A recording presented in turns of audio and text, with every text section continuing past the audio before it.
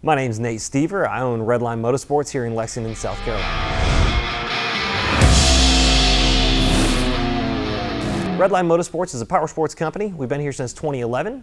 We do service, salvage, parts, and sales of everything power sports related. So ATV, UTV, dirt bike, personal watercraft, and marine. Redline came into existence post-2008 when the economy was really struggling. Lost my job, had went to school for, so kind of fell back on stuff that I really enjoyed doing, which is power sports. Grew up and had always enjoyed it and was a family thing for me. So 2008 to 2010, I worked out in my garage. As it grew, we looked at more options. 2010, I moved to South Carolina. Then in early 2011, we started the business. I brought on a really good friend of mine, and he and I just went at it.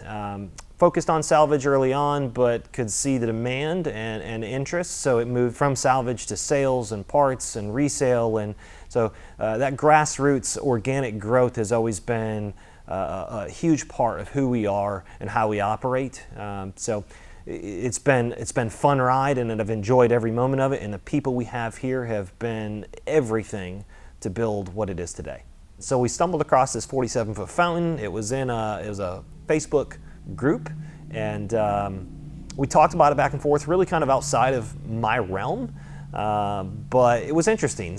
We had a little bit of a hard time making the trip and getting there to make it happen. Realized from us to Kentucky was somewhere north of an 8-hour drive to where it was located. So logistics-wise, getting a truck there, knowing how big of a boat you're going to be hauling back, took a little bit of planning and lining up with the previous owner. So when we finally pulled trigger to make the trip, we drove through the day, landed there in the evening, took a look at the boat, realized that it was in phenomenal shape, stored indoors, taken care of, was certainly in dry, clean condition. So we ended up buying the boat at the time, immediately packed it up and made a 12-hour trip back to South Carolina. So quite a haul hauling that big a boat, that distance, but we got it done, and super excited to see when it got back here and the condition it was, and excited to see where it's going to go. So when we really dug into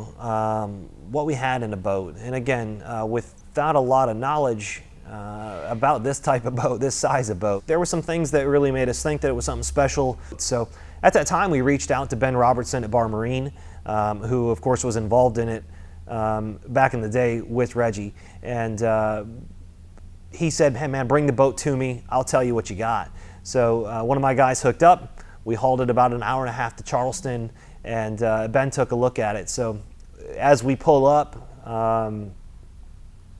Ben was shocked to see what we had. He immediately went for the VIN number, and in all of Reggie's boats, there's an R for the race model boat, and sure enough, the R is there. He got Reggie on the phone, FaceTime, and Reggie confirmed. In fact, Reggie remembered the VIN number. So, really cool to hear that. They got on the phone with me at that point and said, "Man, we've got one of Reggie Fountain's race boats," and so it changed everything for us in that moment. We knew that the idea of a quick flip was really out of the question. Before knowing it was Reggie's race boat, we're just going to toss some motors in it, and we went everything from putting the 525s back into it to outboards, to junkyard find engines, to we've got deals on who knows what. And we spent a lot of time thinking that was the direction. And when we realized that this is Reggie's race boat, it changed it. We thought, well, do we take it back original? Do we do something different? And Ben and Reggie actually both had good input on it, and have kind of helped along the way to decide what makes sense and what's exciting. So initial plans to do a quick fix and flip really went out the window when we started having more in-depth conversations with Ben. Myself and a couple of my guys went up and kind of had a meet and greet with him to see his facility, his crew, and to talk about what makes sense for this type of boat, for this type of the legacy of a Reggie Fountain race boat. So yeah, I mean, we wanted to make it awesome. We want to make it respectful to Reggie, and his interest in the project has been big too. So knowing all of that, we're super excited to be putting in some Mercury 1350s. Confident of what it's going to do with this type of power, with this type of technology and efficiency, paired up with M8s, doing new navigation and a bunch of goodies from front to back. So for Reggie's sake, we really want to keep it original looking. Early 90s, lucky for us, it was a cool looking boat in the 90s, and we're excited to take it back and make it look just the same. So a lot of plans coming for it, but all of those key factors are going to make this boat really something awesome, something special to be proud of. So the interest that we had from not only from Reggie, Ben, and the community to see this boat come back around is when we decided to do the video documentary. Follow the process, see what's really involved. A lot has to happen in a short period of time. The guys are restringing for twins instead of triples, and a lot of fiberglass and paint. Lucky for us, the boat's in super solid shape. There's a whole bunch that's going to be happening, but between now and summer of 21, we want to have this boat done. We'd love to make it to a handful of poker runs, but our standard at the moment is we want to be at Lake of the Ozarks. Would love to have Reggie out there, sign some autographs, be on the boat, drive the boat. For us, that would be the pinnacle of bringing this boat back, to have him involved. So excited to see that happen. We cut the initial teaser video for this, posted it to Facebook groups, YouTube, and had a really great response. A lot of interest, a lot of intrigue on what's going to happen with this boat.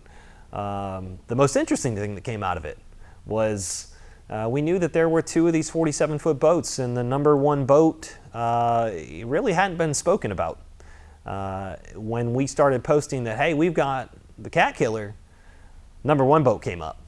And lucky for us, the owner of that boat has had it for 10 years and is in the process of building his boat as well. So I actually was in Florida and met the owner and talked about his boat, our boat, compared and kind of looked back into history to see what's going on. And what we've come to is, man, we both have 47-foot Cat Killer boats. So excited there. I know he's working to restore his boat and really hopes to be able to tie it up by the end of summer 21 as well. So we'd love to line up with him on the water. Lake of the Ozarks, man, that'd be awesome to get Reggie out there and have both of his 47s sitting there side by side. The Project 76, it's going to be interesting. It's going to be exciting. A lot of moving parts, but having it come together to get it out on the water with the people that we're working with is going to be really unique. Follow us online, follow us on the YouTube series to see this as it moves forward. Let us know what you think. Reach out and tell us your thoughts. At the end of it all, it's getting wet. It's going in the water. So we'd love to see you at one of these poker runs when we get this together this year. Thanks.